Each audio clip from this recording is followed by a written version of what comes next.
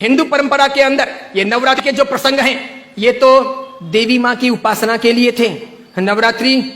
पवित्रतम रात्रियां कही जाती है, पवित्रतम दिन कहे जाते हैं। ये आसो जो चैत्र महीने में आती है ये साधना के लिए, मंत्र साधनाओं के लिए, ब्रह्मचर्य के लिए, सत्व को प्राप्त करने के लिए, इष्ट की सिद्धि के लिए, अंतरतम की शक्तियों को जगाने के लिए, कुछ अच्छा हासिल करने के लिए होती हैं। समझदार हिंदू और समझदार जैन श्रावक श्राविका और समझदार हिंदू और समझदार जैन साधु संत इन दिनों में साधना में बैठते हैं, मौन रहते हैं, ब्रह्मचर्य का परिपालन करते हैं और आगे बढ़कर के शक्तियों को साधते हैं। उस जमाने में देवी माता की आरती करना, घट स्थापना करना, देवी माता को रिझाना और पुरुष एक तरफ महिला एक तरफ, महिलाओं की जगह में पुरुष की जगह में देवी माता को बीच में रख करके मात्र उनके हाथ से गरबे लें और इस प्रकार उनकी भक्ति करें, यह परंपरा थी नवरात्रि की। उसके बाद में मात्र गुजराती स्टाइल में डांडिया आए थे, तो बहनें बहनों में खेलती, बीच में देवी मां की स्थापना की जाती, पुरुष में खेलते और इस प्रकार नौरते रखते, नवरात्रि पालते, खान पान का ध्यान रखते। उन दिनों में कोई शराब नहीं पीता, गुटखे नहीं खाता, चाय तक नहीं पीता, व्यसन नहीं करता, अलग अलग शयन करते, पति पत्नी अलग अलग रहते, ब्रह्मचर्य की साधना करते, संपर्क नहीं करते, शुद्धता प्राप्त करते और इतने सारे भोग विलास की जिंदगी के बीच में, इतने सारे विषय वासनाओं के बीच में कोशिश करते कि कुछ दिन पवित्रता के साथ बिताएं ताकि देवी माताओं के सानिध्य प्राप्त करके हम शक्ति संपन्न बन सके, उनके आशीर्वाद अपनी जिंदगी में फल सकें। गरबे गए, फिर डिस्को आया, नाना प्रकार के धुनें आई, नाना प्रकार के गायक आए, कई कंपनियां, कई संस्थाएं इसमें कूदी, कई सारे लोगों ने धन कमाना शुरू किया, छोटे बड़े ये डांडियों के अलग अलग कार्यक्रम होने लगे, सब लोग ललचाने लगे। देवी मां एक तरफ रह गई, देवी की साधना एक तरफ रह गई, नवरात्रि की पवित्रता एक तरफ रह गई, घट स्थापना एक तरफ रह गई, गरबे लेने का भाव एक तरफ रह गया, आरती और देवी मां को रिझाना, मातृ शक्तियों को प्रेरित करना, ये सब एक तरफ रह गया। आज डांडिये खेलने वालों में से किसको पता है कि साधना क्या है, ब्रह्मचर्य क्या है, ये क्यों है नवरात्रि, इसका हेतु क्या था, इसका रीजन क्या था, ये क्यों खेलनी चाहिए या नहीं खेलनी चाहिए, तो क्यों नहीं खेलनी चाहिए। मेरा ही नहीं, भारत के कई सारे अखबारों का, कई सारे समाजविदों का, कई सारी अन्य सामाजिक संस्थाओं का यह सर्वे वर्षों से रहा है, समय समय पर किया जाता रहा है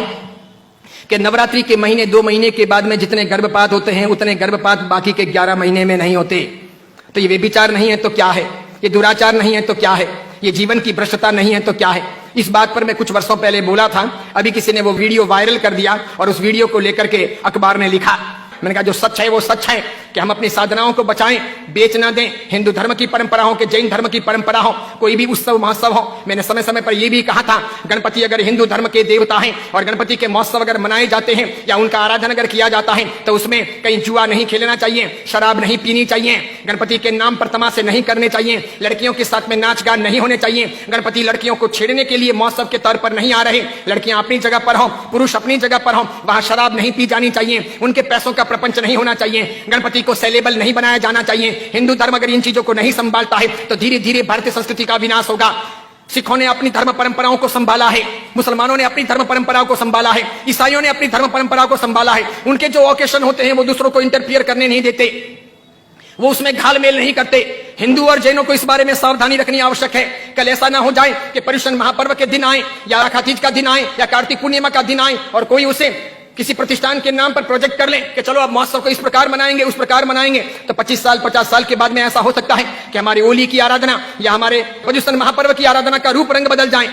जैसे मैंने नहीं कहा था कि मात्र संगीतकारों को बुला करके हम 9 दिन की भक्ति रख लें, सुबह भी भक्ति, रात को भी भक्ति, ठीक है, और इस प्रकार पर्युषण आगे बढ़ जाए और अच्छी खासी संख्या के अंदर वे आधुनिक संगीतकार आधुनिक धुनों पर बहुत गाएं और नौजवान लड़के लड़कियों को मजा आ जाए, सब वहीं पर जाएं। तो 10 साल 15 साल तक अगर ऐसा चले तो आज एक ने किया, कल दूसरा करेगा, परसों तीसरा करेगा, अब चौथा करेगा, धीरे धीरे साधुओं के व्याख्यान में कोई नहीं जाएगा, पर्युषण महापर्व के प्रवचन एक तरफ रह जाएंगे, कल्पसूत्र जी हवा खाते रह जाएंगे और पर्युषण का रूप बदल जाएगा। ये नहीं हो सकता, ये नहीं किया जाना चाहिए। मैं इसलिए कह रहा हूं कि मेरी जिंदगी तो बहुत छोटी है, मैं तो कल दुनिया से चला जाऊंगा, लेकिन भगवान के शासन की परंपराएं नहीं मरनी चाहिए, हमें उन्हें जिलानी होगी। हमारे बच्चों को ये पता नहीं, उनको तो क्या है नाचना गाना कूदना घूमना फिरना अच्छा लगता है, उन्हें सामाजिक प्रतिक्रमण ना अच्छे लगे, बिना पंखों के रहना उन्हें ना अच्छा लगे, लेकिन जरूरी यह है पर्युषण महापर्व की पूरी प्रक्रिया, उसकी साधना की सारी व्यवस्था समझी जानी चाहिए और इसीलिए हर बाबत के अंदर सावधानी आवश्यक है।